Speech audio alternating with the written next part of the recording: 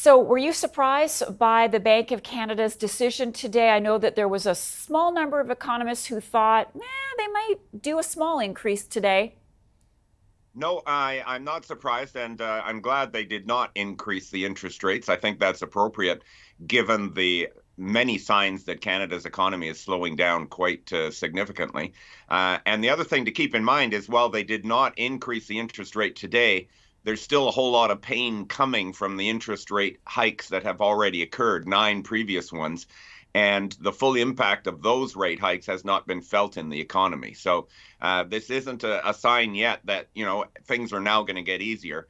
But I think the bank has decided they're going to wait and see how much the economy slows down before they make any other further moves against inflation. Yeah, and I think a lot of Canadians were holding their breath today. They can exhale a little bit. Why is holding the interest rate steady so important right now? Well, we've seen all kinds of signs of slowdown in Canada's economy from the higher interest rates. Households with mortgages, for example, or any other debts, car loans and so on, are paying hundreds of dollars more per month in interest charges on those loans. That means they've got less money to spend on food, clothing, shelter, and everything else that you need. The construction industry is a very interest sensitive part of the economy, and we've seen a real downturn in residential construction investment, which is very perverse because the housing sector is one of the most red hot inflationary sectors in the economy. You've seen rents rising and, of course, the debt charges on mortgages rising. So, in a way, the high interest rates actually make housing inflation worse. With all of those signs, the labor market's clearly cooling off.